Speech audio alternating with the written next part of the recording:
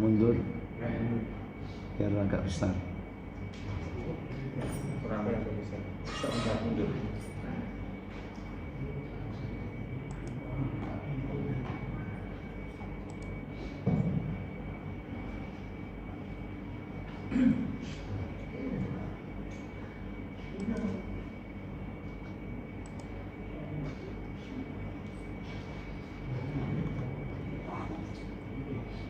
Assalamualaikum warahmatullahi wabarakatuh.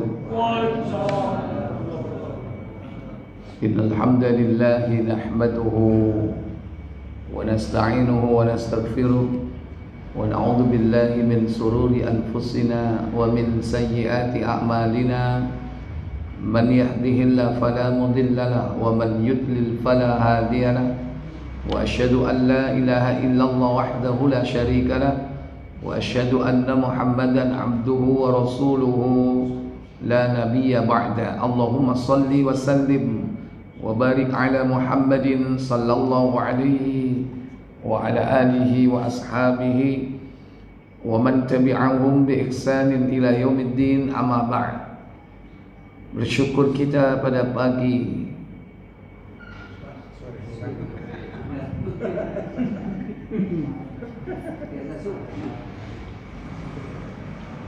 dianggap isu ayat supaya kita selalu semangat.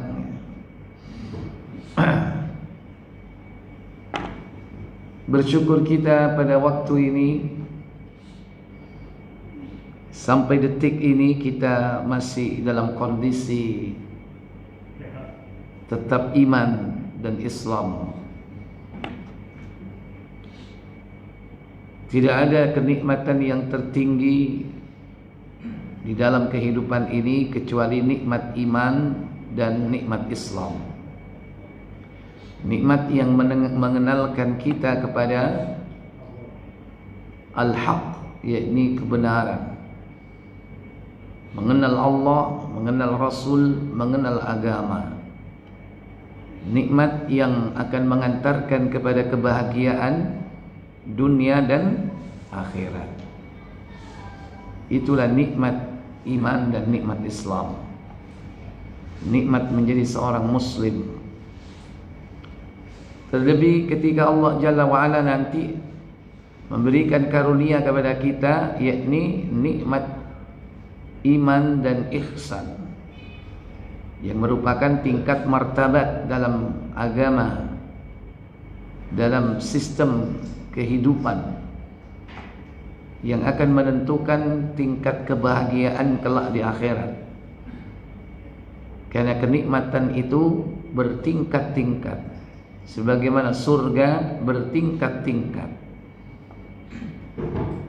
Maka tingkatan surga sesuai dengan tingkatan kenikmatannya, atau tingkatan kenikmatan di akhirat sesuai dengan tingkatan surganya. Maka kita diperintah oleh Allah Jalla wa'ala untuk menapaki jalan dalam agama ini, mulai dari basic, tingkat dasar, menengah, sampai tingkat atas. Mulai sekedar menjadi hamba yang disebut sebagai seorang muslim, kemudian ditingkatkan lagi menjadi mukmin, di mana sudah terlepas dari sifat-sifat nifaq, yaitu kemunafikan. Belum cukup sampai kepada tingkat mukmin, maka harus sampai kepada puncak, yakni muhsin.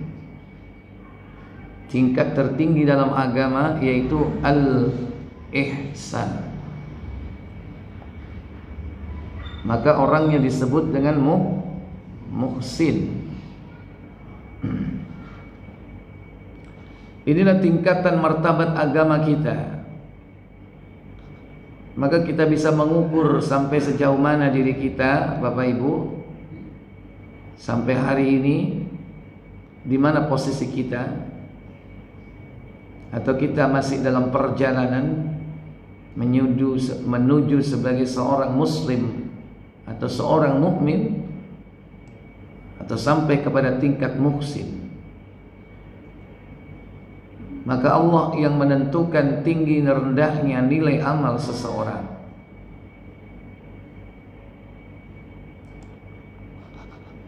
Dalam kitab yang kita bahas, yakni Al-Usulul Thalathah,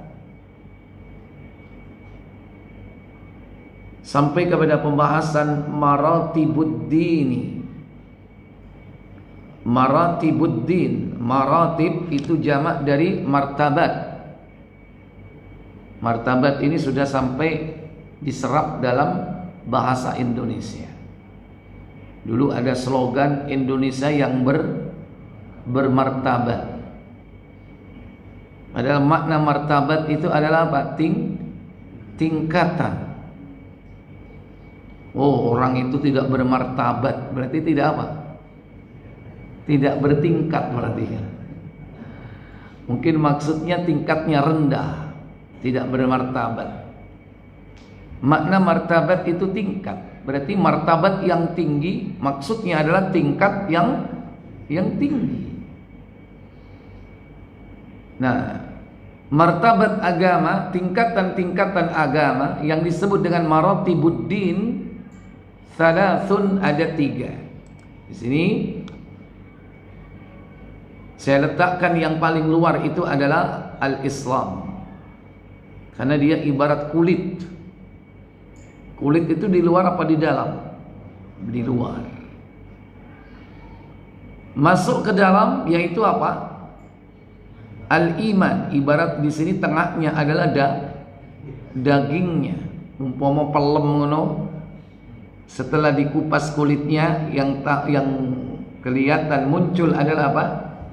Dagingnya yang terasa manis. Maka tingkat terdalam dalam agama kita yaitu al-ihsan. Ibarat buah ini apanya ini kalau di dalam ini? Nek pelem apa? Peloe. Ya. Itu kalau konteksnya buahnya adalah mangga. Ya isi kan macam-macam, ono pelok, ono kentos, isine sawa. Ono kelungsu keluwe, isine asem. Ono beton, isine nongko. Ono pungge, isine duren ya. Kita bukan sedang bahas masalah bahasa Jawi ini ya. Ini membahas tentang inti agama. Ibarat dia ada di dalam buah yang tersimpan, yang darinya akan bisa bertumbuh, bisa berkembang biak. Apa mungkin orang menanam kulitnya bisa tumbuh? Nggak bisa. Apa mungkin orang menanam daging mangga atau daging dari duren bisa tumbuh pohon duren? Nggak bisa. Yang ditanam apa? Bijinya. Intinya di situ.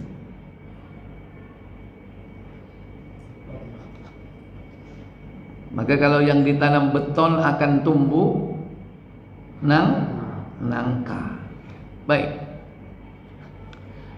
Jadi saya menganalogikan tingkatan agama ini dari yang paling luar sampai yang paling dalam. Karena bisa jadi manusia itu hanya tampak kulitnya, hanya sebatas Islam. Ketokane sholat, poso, apa meneh? Zakat, haji, umroh, itu baru apa? Baru kulit. Belum dagingnya. Dagingnya itu apabila semua itu dilandasi dengan iman yang benar, keimanan yang benar. Karena dengan iman yang benar, amal itu diterima oleh Allah Jalla wa'ala.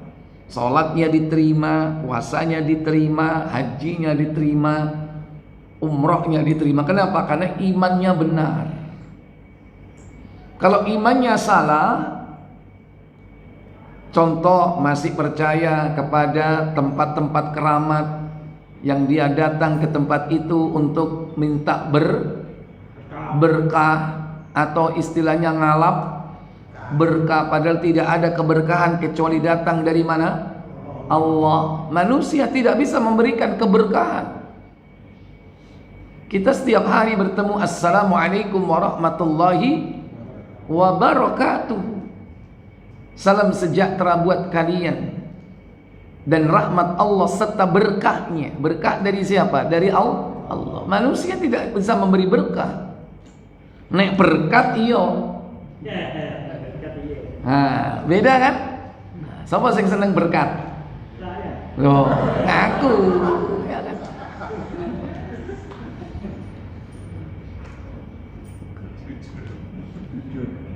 Ya, jadi itu. Kalau masih ada orang yang suka berbuat syirik, walaupun amal solehnya rajin, luar biasa, tapi imannya ini cacat, imannya keliru, salah, maka agama itu hanya sekedar apa? Kulitnya, kulit saja. Makanya setiap hari kita harus menuntut ilmu. Dan kalau sudah mengetahui ilmu yang hak, maka kita amalkan supaya bertumbuh keimanan kita. Karena iman itu bertambah dengan amal soleh. Yang amal itu dilandasi dengan dua, al-ikhlas wal mutaba'ah. Al-ikhlas bersih dari syirik, bersih dari riya. Al-mutaba'ah mengikuti tuntunan. Dasar ilmu, amalnya berdasarkan ilmu. Maka iman akan bertambah. Al-imanu yazidu wa yanqusu. Iman itu sesuatu yang bisa bertambah dan bisa berkurang. Yazidu bi ta'atir rahman, bertambah dengan taat kepada Allah yang Maha Rahman. Artinya amalnya dilaksanakan dengan ikhlas semata-mata Allah yang Maha Pemurah, dan amalnya sesuai dengan tuntunan yang diajarkan Nabi. Maka iman akan bertambah. Wa yanqusu bil ma'siyah, dan dia akan berkurang iman itu karena sebab perbuatan maksiat. Kalau maksiat nggak perlu pakai tuntunan, ya kan? Maksiatmu sesuai tuntunan nggak? Masa ada tuntunan bermaksiat? Asal itu kategori hukum yang menyimpang dari ajaran Allah, maka itu adalah maksiat. Maka iman akan kurang, merotoli kabeh iman. Sehingga seorang muslim tidak boleh berhenti sampai kepada kulitnya saja. Dia harus membangun keimanan dalam dirinya, yang nanti puncaknya akan sampai kepada inti dari hakikat seorang hamba, yaitu hamba-hamba Allah yang bertakwa kepadanya, yang taat kepada Allah. Oleh karena itu, orang yang bertakwa itu berbanding lurus dengan orang yang muhsin, yang sudah sampai tingkat ihsan.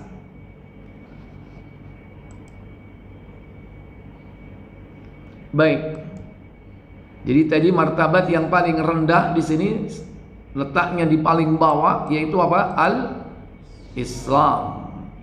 Kemudian ditingkatkan lagi, di-upgrade ya, ditingkatkan dengan ilmu, dengan amal soleh, maka keislamannya akan semakin berkualitas menuju kepada tingkat kedua, yaitu al-iman. Orang yang disebut mukmin. Makanya mukmin dengan muslim beda. Muslim masih terindikasi perbuatan munafik. Tapi kalau sudah mukmin, berarti orang ini sudah bersih dari sifat-sifat nifak, kemunafikan. Siapa yang mengetahui itu? Allah. dan siapa? Diri kita sendiri. Karena Nabi SAW sudah menjelaskan ciri-ciri orang-orang munafik. Maka sejauh mana kita menjauhi, menyelisihi, menghindari ciri-ciri dari nifak, menjauhi dusta, menjauhi ingkar janji, menjauhi khianat, menjauhi curang di dalam perselisihan.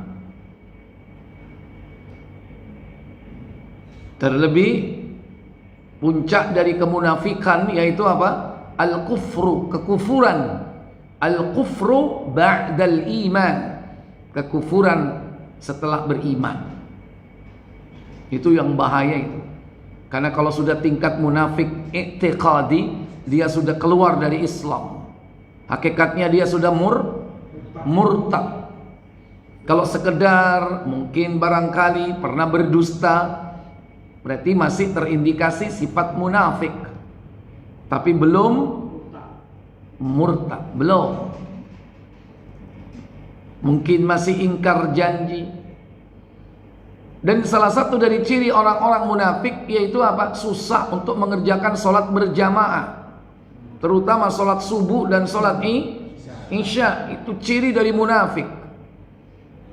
Kata Nabi, buka Muslim nomor 610.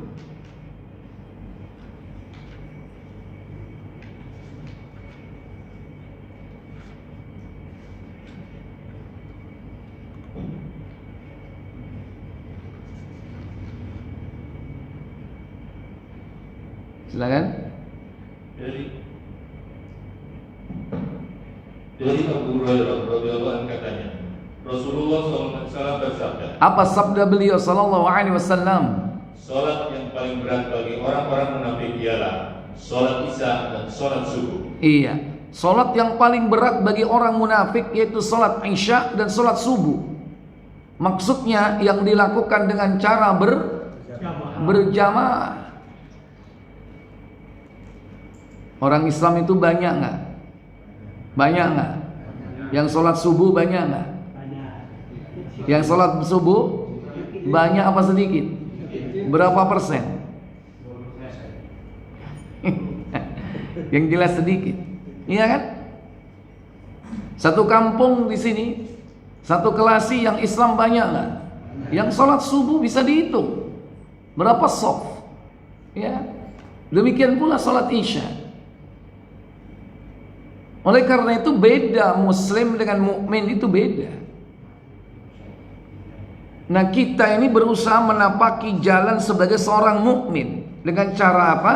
Menghindari sifat-sifat munafik. Bagaimana cara menghindari sifat munafik? Yaitu apa? Berusaha menyelisih apa yang disampaikan Nabi ini. Jangan sampai kita tidak melaksanakan sholat berjamaah. Disebutkan terutama 2 waktu subuh. Kenapa subuh? Soalnya abot tangi nih. Abot turune. Demikian pula sholat isya. Kenapa kalau sholat isya berat bagi orang munafik? Hah? Ono ai sing kondangan, sing ono kemanten, sing jarine waktune dawa, sing ono undangan, ono rapat, ono acara. Kalau ndak baru datang kantor pegel, capek. Apa meneh wayahe ono piala dunia. Durung ya? Durung ta wis mari? Itu gara-gara piala dunia itu, maaf ya, tahajud gak iso tangi, tapi nek waya bal-balan iso tangi. Nggih napa mboten? Waduh rek bengi rek opo? Juven. Baik. Apalagi penggemarnya ya. Fanatik kepada satu klub tertentu. Masya Allah, dibelani mati-matian ya. Nah itu. Tapi untuk melaksanakan sholat subuh, sholat isya berat. Makanya perjalanan terberat bagi seorang mukmin, bagi seorang muslim, perjalanan terberat bukan menaiki puncak Jaya Wijaya. Perjalanan paling berat bukan menaiki Mount Everest, puncak pegunungan apa? Himalaya. Bukan. Perjalanan terberat dalam hidup adalah perjalanan menuju ke masjid. Banyak orang mencapai puncak Jaya Wijaya, tapi nangarepe ono masjid gak budal. Ono enggak? Dia bisa menaklukkan gunung ini, Gunung Slamet wis mari, Gunung Bromo, Gunung Arjuno, Gunung Welirang. Semua sudah didaki. Padahal perjalanannya berat, tapi nang ngarepe omahe ono masjid gak sampai 100 meter gak teko. Berat. Makanya perjalanan terberat itu bukan perjalanan menaiki pegunungan, perjalanan menuju ke masjid. Bagi siapa? Bagi seorang muslim. Tapi kalau bagi kafir tidak mungkin, ya. Kita bicara muslim. Maka beruntunglah orang yang dimudahkan oleh Allah Jalla wa'ala untuk berjalan menuju ke masjid.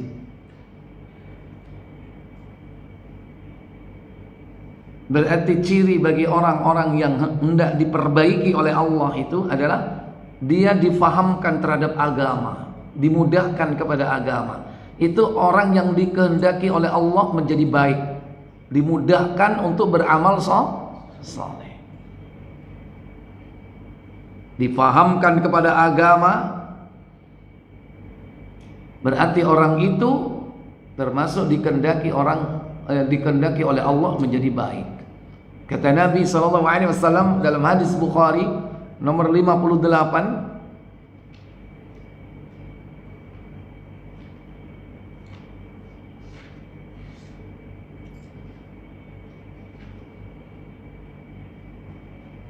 silakan. Umayyah bin Abdurrahman radhiyallahu anhu mengatakan bahwa ia mendengar Muawiyah berkhutbah, katanya. Apa kata Muawiyah berkhutbah? Ia mendengar Rasulullah SAW bersabda. Apa sabda beliau? Barang siapa dikehendaki Allah akan beroleh kebaikan, diberinya pengertian dalam hal agama. Iya. May yuridillahu bihi khairan. Barang siapa yang dikehendaki oleh Allah menjadi baik, barang siapa yang dikehendaki oleh Allah beroleh kebaikan, yufaqihu fiddin, maka orang itu akan difakihkan kepada agama. Difakihkan maksudnya itu apa? Difahamkan kepada ilmu agama. Karena setiap hari ilmu agama kita bertambah, itu ciri orang yang dikehendaki oleh Allah menjadi baik.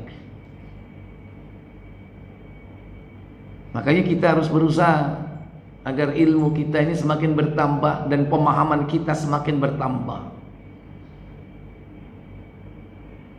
Itulah perjalanan menuju tingkatan agama, ya. Setelah Islam itu menuju kepada tingkatan iman. Demikian pula tingkat tertinggi dalam agama kita setelah iman yaitu al-ihsan, yang merupakan martabatul tsalitsah, jadi tingkat yang ketiga, tingkat tertinggi, yaitu al-ihsan. Nah, apakah al-ihsan itu? Al-ihsan kata Nabi sallallahu alaihi wasallam, yakni an ta'budallaha, bahwasannya kalian beribadah kepada Allah, mengabdi kepada Allah, ka'annaka tarahu, seakan-akan kau melihat Allah. Beribadah seakan-akan melihat Allah.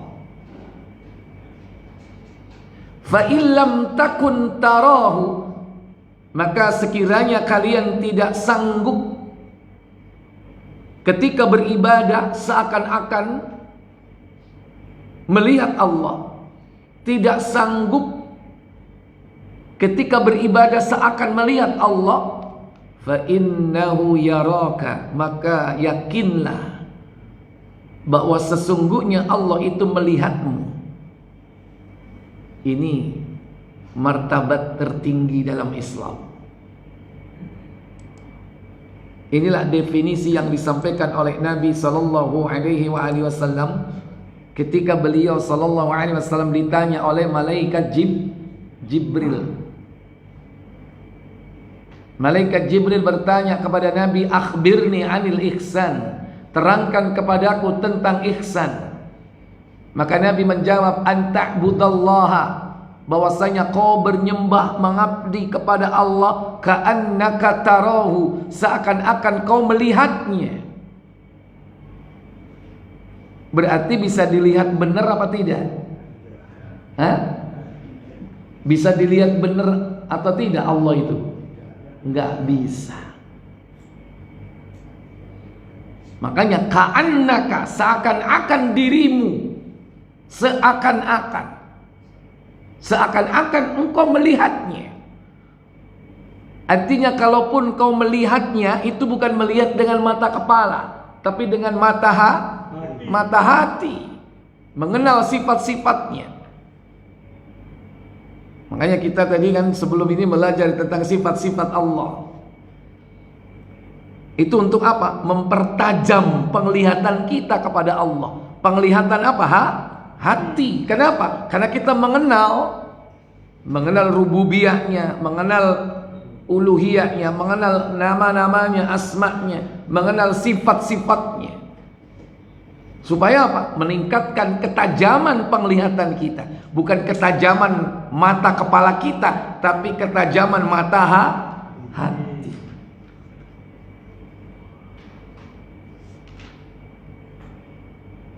Nek wis salate kaya ngene, iku wis gak krasa. Umpama dicokot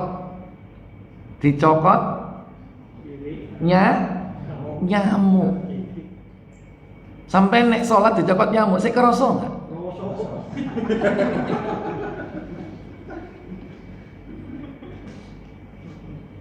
Dulu para sahabat, kalau mereka itu perang terkena panah, kalau dicabut itu sakit nggak? Tahu panah perang? Panah perang itu bentuknya kan lancip begini kan? Kalau ditarik itu bisa brodol nggak? Jebol nggak daging itu? Jebol, bukan panah latihan. Kalau panah latihan kan cuma lancip doang ya. Ini apa? Lancip, terus kalau udah masuk ada lancip dua. Kalau ditarik ya rompal ini dagingnya. Nah para sahabat itu kalau mau dicabut panahnya apa? Sholat dulu. Nanti ketika sholat dicabut. Ketika sudah sholat Allahu Akbar, ya kan, sudah seakan-akan ini sedang berdialog dengan Allah, baru dicabut. Selesai, gak kerasa wis gak ono panahe. Nek gak sholat, bengok.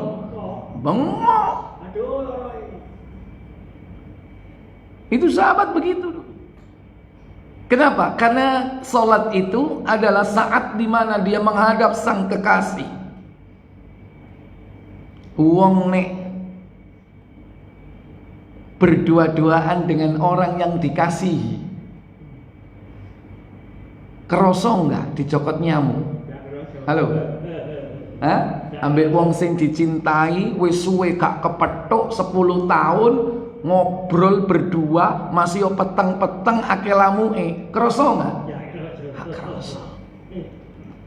Seperti itulah. Kenapa? Karena dia sudah cinta, rindu. Maka seorang mukmin itu ketika dia sholat itu cinta dan rindu kepada sang kekasih. Maka ketika dia sholat seakan-akan melihat Allah. Bahkan dia yakin setiap kalimat-kalimat dalam Al-Fatihah itu dijawab oleh Allah. Karena sholat itu dialog antara dia dengan Allah. Kata Nabi SAW dalam hadis Qudsi, buka Muslim 349,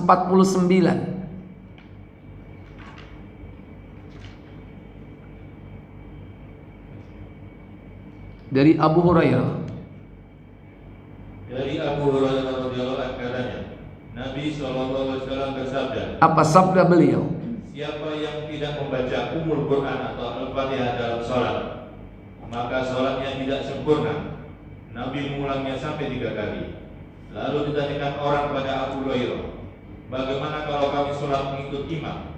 Jawabnya, bacalah perlahan-lahan, karena aku mendengar Rasulullah SAW bersabda. Apa sabda beliau? Bahwa Allah Ta'ala berfirman. Apa firman Allah? Sholat itu kubagi 2 antara aku dan hambaku. Qasamtus salata kismain, kata Allah. Salat itu kubagi menjadi 2 antara aku dan hambaku. Baini wa baina abdi, kata Allah. Kemudian untuk hambaku ialah apa yang dimintanya. Wali abdi ma sa'ala, dan untuk hambaku adalah apa yang dia minta. Maksudnya, lanjut. Apabila dia mengucapkan Alhamdulillahirabbil alamin, maka Allah Ta'ala menjawab, hamadani abdi, hambaku memujiku. Ketika seorang dalam solatnya mengucapkan kalimat Alhamdulillahirabbil alamin, segala puji bagi Allah, Rabb semesta alam, Allah menjawab, hamadani abdi, hambaku memujiku. Dijawab oleh Allah Jalla wa'ala setiap bacaan kalimat-kalimat dalam Al-Fatihah yang kita ucapkan. Yang kedua, apabila dia mengucapkan Ar-Rahmanir Rahim, yang maha pengasih lagi maha penyayang, apa jawab Allah? Maka Allah Ta'ala menjawab, Asna alayya abdi, hambaku menyanjungku. Asna alayya abdi, hambaku menyanjungku.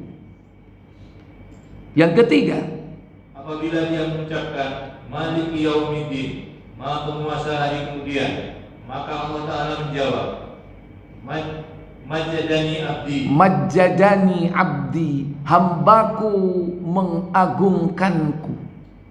Atau Fawadda ilayya abdi, Fawadda'a ilayya abdi, hambaku berserah diri kepadaku. Kemudian apabila dia mengucapkan Iyyaka na'budu wa iyyaka nasta'in, kepada Engkau saja kami menyembah dan kepada Engkau saja kami meminta pertolongan. Nah, disinilah Allah Tabaraka wa Ta'ala kemudian mengatakan hadza baini wa baina abdi. Ketika seorang hamba mengatakan Iyyaka na'budu wa iyyaka nasta'in, hanya kepada Engkau kami mengabdi dan hanya kepada Engkau kami meminta, memohon pertolongan. Maka apa jawab Allah Jalla wa'ala? Maka Allah Ta'ala menjawab, inilah bagianku dan bagian hambaku, untuk hambaku apa yang dimintanya. Iya. Nah, 3 ayat terakhir, karena sudah 4 ayat, 3 ayat terakhir semua adalah permintaan hamba. Mulai dari ihdinas siratal mustaqim, siratal ladzina an'amta 'alaihim ghairil maghdubi 'alaihim waladdallin. Ketika ketiga ini dibaca oleh hamba saat dia membaca Al-Fatihah dalam sholatnya, apa jawab Allah? Lanjut.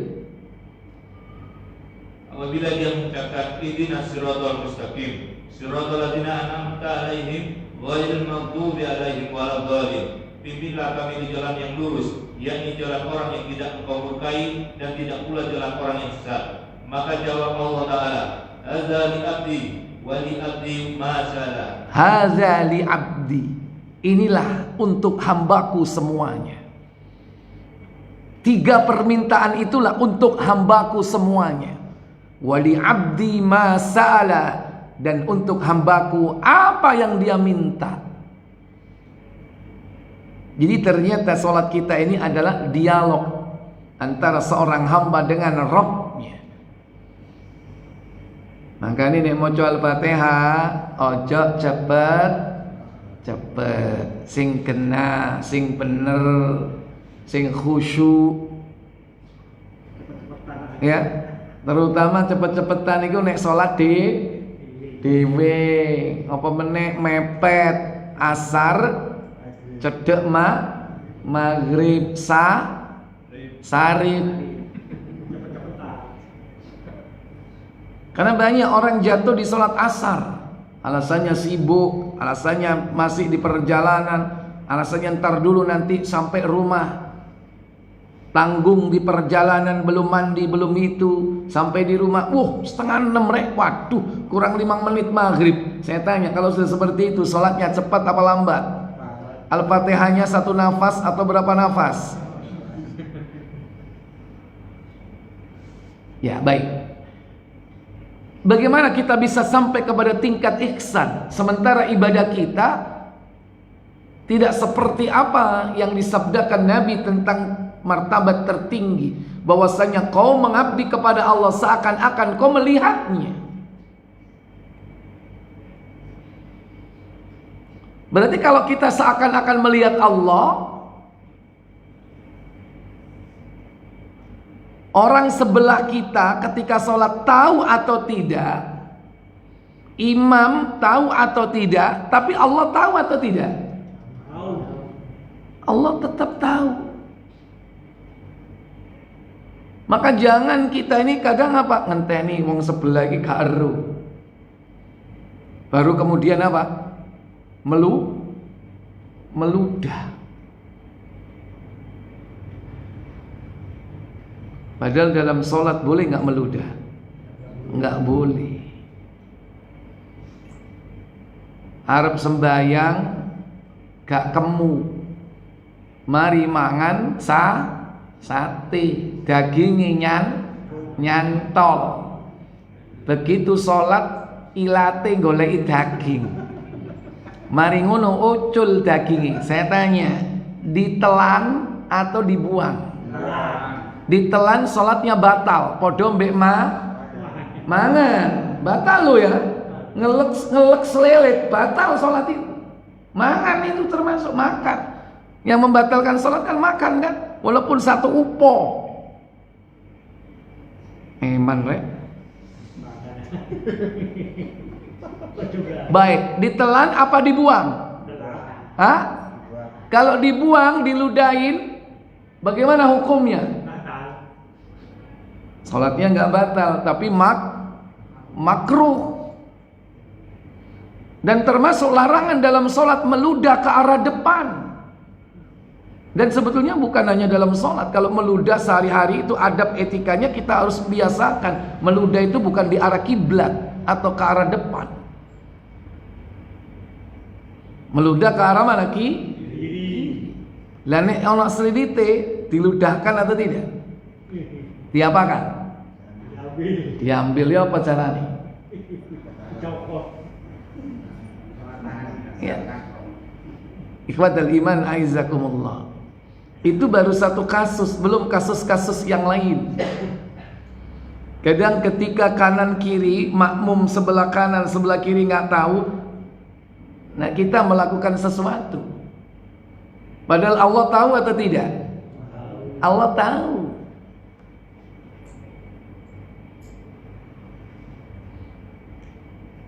Karo wong rek tak ngelirik. Salat ngelirik delok nang buri ya apa kira-kira? Demikian pula banyak perkara-perkara yang menunjukkan bahwa salat kita ini tidak khusyuk. Kalau kita ini berusaha untuk khusyuk kepada Allah, khusyuk di dalam salat, ini belajarnya dari definisi ini. Fa illam takun tarahu, sekalipun kau tidak seakan-akan melihat Allah, tidak mampu seperti itu, minimal paling tidak fa innahu yarak, yakinlah bahwa Allah melihatmu. Imam tidak melihatmu, makmum tidak melihatmu, tapi Allah melihatmu.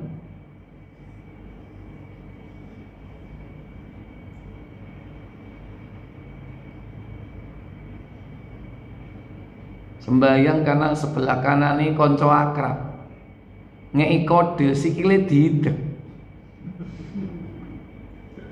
Halo, ya apa? Orang lain lihat atau tidak? Nggak lihat. Tapi Allah melihat nggak? Allah melihat. Gimana kira-kira sholat seperti itu?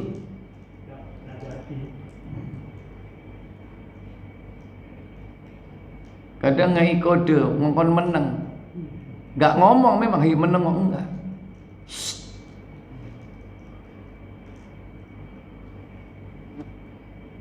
Ikhwatal iman aizakumullah. Ya. Ini tingkatan dalam agama kita, yaitu al-ihsan. Bukan hanya tentunya dalam sholat, dalam ibadah-ibadah yang lain kita dianjurkan, yakni seakan-akan kita ini dilihat oleh Allah Jalla wa'ala. Berarti tidak ada waktu dan tidak ada ruang yang lepas dari pantauan Allah. Di mana saja kita berada, dalam ibadah apapun. Kalau kita sudah mencapai tingkatan muraqabah, seakan-akan kita selalu diawasi oleh Allah. Itu berarti sudah sampai tingkat yang tinggi. Ana uwong ka ana uwong sing didelok HP iku padha. Kadang kita kan beda kan, nek ana uwong sing api-api. Halo. Nek pas ga ana uwong, halo. Sing gak apik didelok enggak? Berarti masih belum tingkatan ini. Berarti masih belum merasa dilihat oleh siapa? Allah. Makanya bertakwa kepada Allah itu sirron wa alaniyan, baik dalam keadaan sembunyi-sembunyi atau terang-terangan. Dan inilah sudah tingkat tertinggi dalam Islam. Kalau orang sudah apa? Bertakwa di mana saja dia berada, tidak mengenal waktu dan tempat, baik terang-terangan ataupun sembunyi-sembunyi, banyak orang, gak ada orang, tetap dia gak berubah. Berarti orang ini sudah berusaha mencapai tingkat martabat tertinggi dalam agamanya, yaitu apa tadi? Al-ihsan. Baik, sudah masuk? Silakan azan dulu.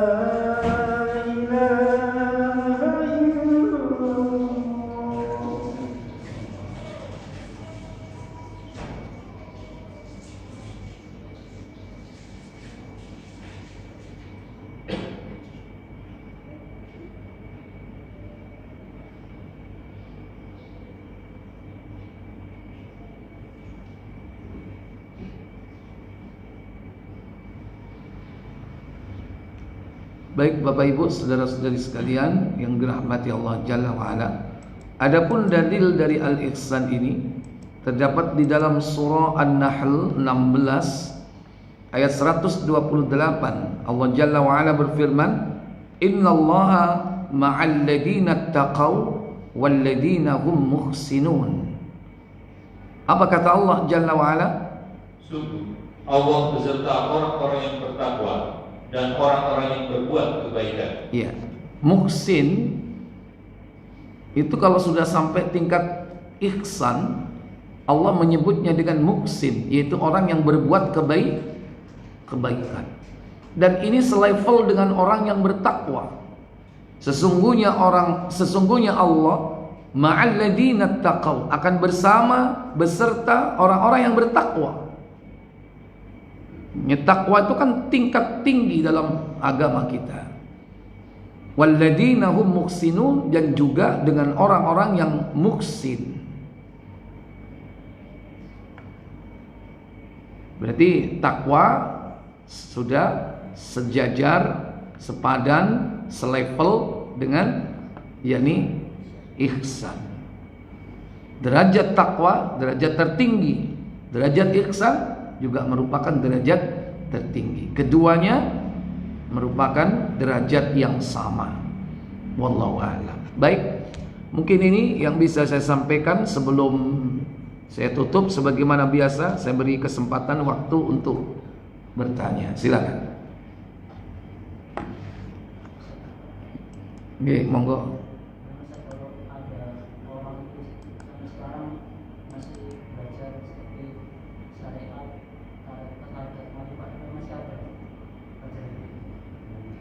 Iya. Memang benar kita pernah mendengar dan membaca tentang tingkatan-tingkatan yang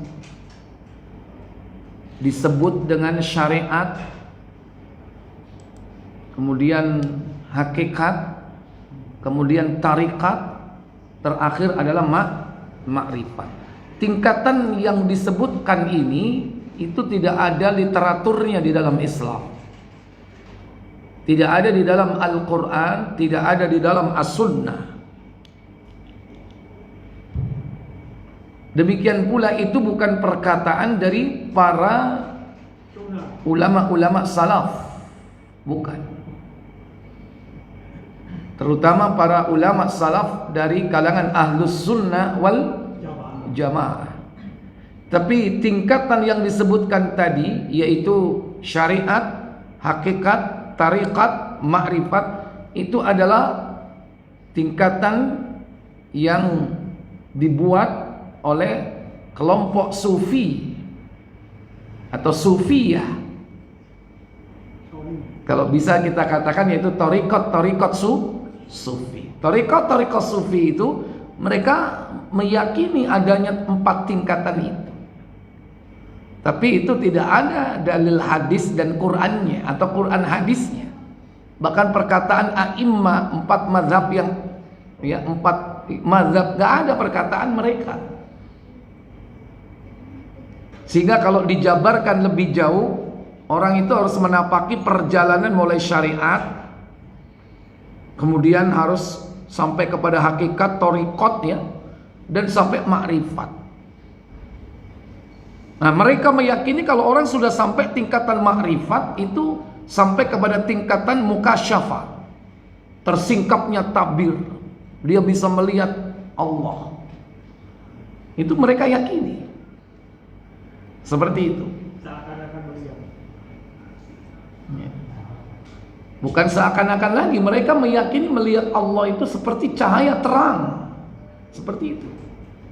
seperti cahaya.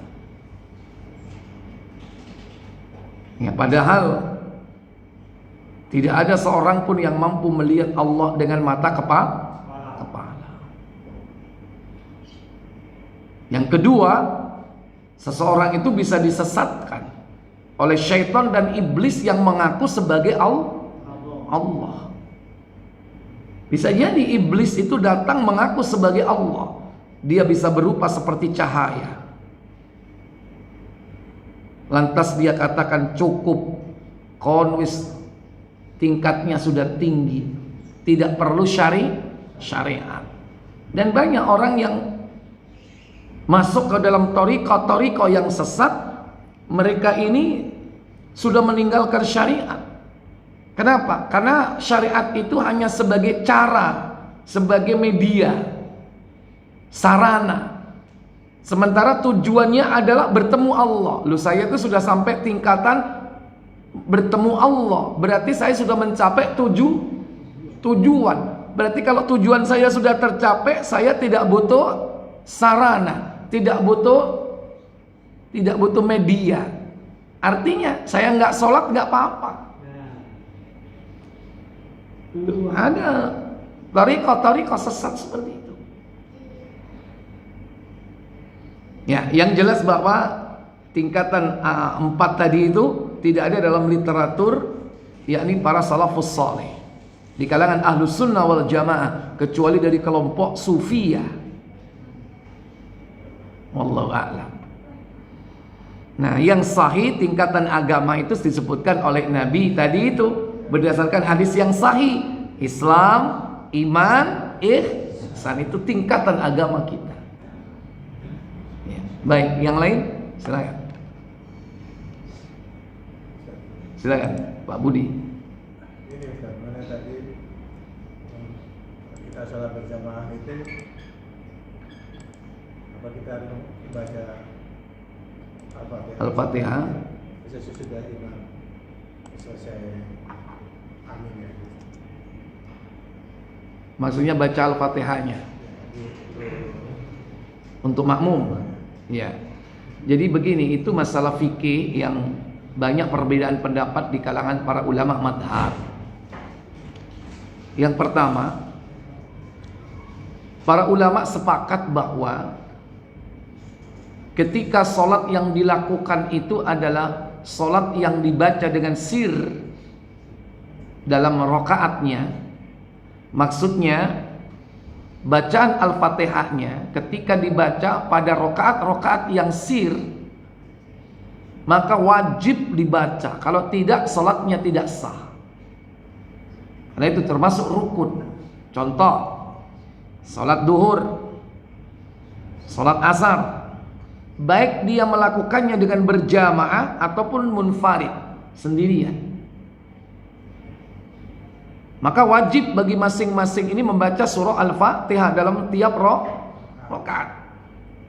Termasuk yang dibaca sir pada rakaat ketiga sholat maghrib, rakaat ketiga dan keempat sholat isya. Wajib membaca Al-Fatihah. Semua ulama sepakat. Kalau tidak, nggak sah sholatnya. Adapun pada rakaat dalam sholat yang dibaca jahriyah, jahar, disinilah ada perbedaan pendapat. Yaitu yang dibaca jahar sholat subuh, sholat maghrib rakaat pertama dan kedua, dan sholat isya rakaat pertama dan kedua. Pendapat yang pertama tetap wajib membaca surah Al-Fatihah, dan inilah pendapat mazhab Asy-Syafi'i. Yang kedua, tidak perlu membaca surah Al-Fatihah. Kenapa? Karena bacaan imam adalah bacaan makmum. Karena makmum mengikuti bacaan imam mulai dari awal sampai akhir membaca surah Al-Fatihah. Maka bacaan imam adalah bacaan makmum. Maka tidak perlu membaca surah Al-Fatihah. Inilah pendapat mazhab Hambali. Mana kedua-duanya yang benar? Dua-duanya benar. Karena masing-masing berhujjah. Yang kadang hujjahnya dalam satu hadis atau hadis yang sama. Salah satu di antaranya hadis tadi yang disebut, man lam yaqra'u bi fatihatil kitab, man lam yaqra' bi fatihatil kitab, la salata man lam yaqra' bi fatihatil kitab. Tidak ada solat, artinya tidak sah solatnya apabila dia tidak membaca surah Al-Fatihah. Dalil hadisnya sama. Cuman kadang tadi itu pemahaman dalam hadis, pemahaman di dalam madhab ini yang berbeda dalam memahami hadis tersebut. Terutama tadi itu di dalam hal yakni solat yang bacaan Al-Fatihahnya dibaca secara jahar. Ya, ini. Jadi mau mengikut yang mana itu ada pendapat dari ulama madhab. Adapun bagi mereka yang masbuk ketinggalan rakaatnya, tapi dia masih berjumpa dengan imam ketika ruku dan dia ikut ruku bersama imam, maka dari pendapat madhab yang rajih dia telah mendapatkan satu rakaat selama dia ikut ruku bersama imam. Imam ruku, Allahu Akbar, dia datang ruku, Allahu Akbar, Sami Allahu liman hamida, Rabbana walakal hamd. Ketika itidal itu nggak perlu makmum membaca Sami Allah, cukup langsung Rabbana walakal hamd. Berarti dia ikut ruku bersama imam, maka dapat satu rakaat. Nah sing gak oleh iku mulai awal takbir dia nang masjid tapi leye-leye kuareken.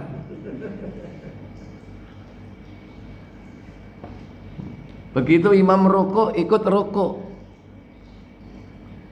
Ini yang termasuk kategori melalaikan salat. Diancam dengan fawailul lil musallin. Itu termasuk orang yang meremehkan salat. Hitung-hitungan salat dengan Allah itu begitu dia.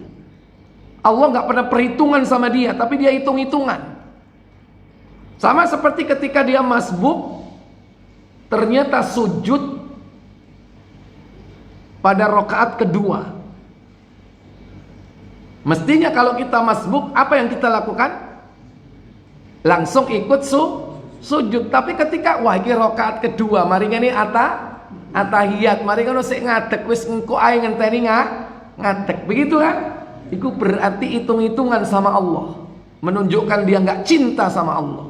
Mestinya seorang mukmin itu pengen segera ketemu dengan Allah. Bagaimana ketemu dengan Allah? Takbir, Allahu Akbar. Karena orang takbir itu sedang MOU dengan Allah, bahwa saat itu dia melaksanakan sholat. Kene nggak ngenteni. Mari ngene sik lungguh tahiyat awal, ya kan? Mari ngono sik ngadeg. Jadi ketika sujud iku mbek delok bokonge wong situ. Iku jentit iki ya. Nah ini. Delok kabehan sujud maneh lungguh. Itu kurang beretika dan beradab di dalam salat berjamaah. Kalau salat berjamaah masuk ke masjid, apapun yang dijumpai itu yang dilakukan. Melihat jamaah ruku, ikut langsung ruku. Allahu Akbar, ruku. Jamaah sujud, Allahu Akbar takbir, langsung sujud. Aja ngenteni hitung-hitungan kaya wong ngedang bis. Dinteni. Nah, kalau seperti itu kasusnya, yakni apa? Ikut rukuk bersama imam, dia mendapatkan satu rakaat walaupun dia tidak membaca suratul Fatihah karena dia masbuk.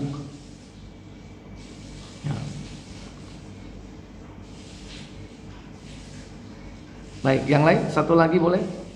Silakan Pak Saiful.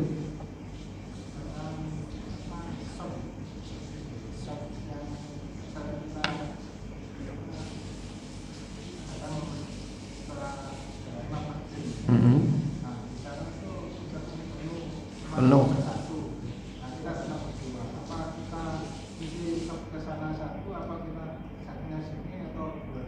Ya, memang kita dilarang membuat shaf baru sendirian. Karena minimal shaf yang di belakang itu harus 2 orang.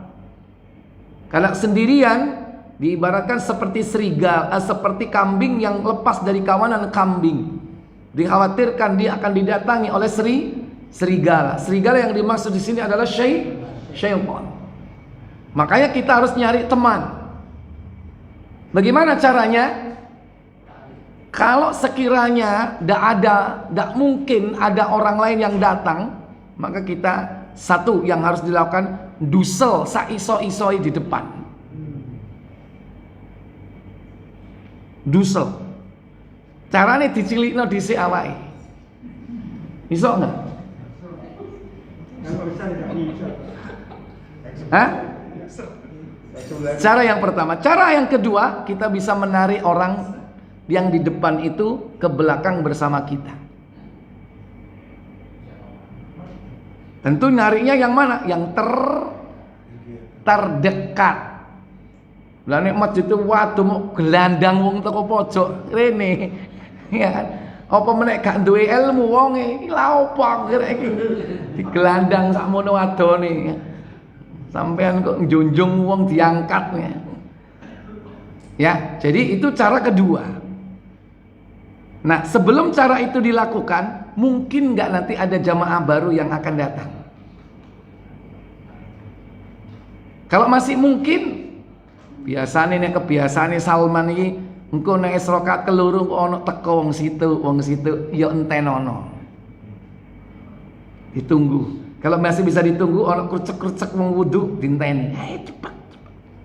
Begitu cepet langsung takbir. Waduh rek wis arep rukuk gak ono sing teko ya opo iki. Aku korban iki kok. Gak melok rakaat pertama. Maka itu yang bisa dilakukan. Wallahu a'lam. Ya, jadi intinya kita harus memahami kita tidak boleh membuat shaf baru di belakang kalau kita sendirian. Harus ada temannya. Dan membuat shaf baru itu harus tepat di belakang apa? Imam. Karena belakang imam itu poros. Sehingga ketika merapatkan shaf itu lihat porosnya. Yang berada di kiri imam, maka dia merapatnya ke kanan. Yang berada di kanan imam merapatnya ke kiri. Jangan keliru ya. Yang di sebelah kanan imam merapat ke kanan, keliru. Lah poros mundi. Tambah bolong itu namanya. Itu namanya malah membolongi shaf. Kalau menutup shaf itu lihat porosnya. Porosnya siapa? Imam. Kalau kita berada di shaf pertama berarti porosnya merapatnya ke tengah. Dan tidak mesti seimbang. Nggak mesti seimbang. Karena kalau ada orang yang punya ilmu, dia akan pilih shaf sebelah kanan. Karena shaf paling kanan ini yang lebih dirahmati oleh Allah. Ya, innallaha wa malaikatahu ala shaffil yumna. Sesungguhnya Allah memberikan rahmat kepada orang yang berada di shaf sebelah kanan. Tapi newes penuh, mau nggak mau sebelah mana? Kiri. Jadi kalau ada seorang sholat berjamaah, imamnya ngerti kabeh, lu kok sebelah kanan kok akeh, sebelah kiri kok mek titik, berarti ngerti ilmu, ya kan? Karena lebih utama shaf sebelah kanan. Baru sebelah kiri, baru shaf belakangnya. Saya tanya, shaf depan kiri dengan shaf belakang kanan lebih utama mana? Hah? Shaf sebelah kiri tapi depan. Jadi yang diutamakan dulu depannya. Ya, baru belakang. Tapi kalau sama-sama depan yang diutamakan mana? Kanannya. Kayak maca Quran kan dari kanan ke mana? Ke kiri. Habis itu kemana? Belakang tapi kanan apa kiri? Kanan. Bukan bahasa Indonesia ya kan, kanan kiri mudoni nang kiwa, enggak, balik ke kanan, kanan ke kiri, begitu persis. Wallahu a'lam. Ya, baik. Saya pikir cukup sampai di sini karena nanti habis ini ada kegiatan rapat pembubaran panitia ya. Saya cukupkan, semoga bermanfaat. Insyaallah pembahasan Al-Ihsan kita akan lanjutkan pada pertemuan yang akan datang. Kita tutup dengan kafarat majlis. Subhanakallahumma wa bihamdik, asyhadu an la ilaha illa anta, Astaghfiruka wa atubu ilaik. Wassalamualaikum warahmatullahi wabarakatuh.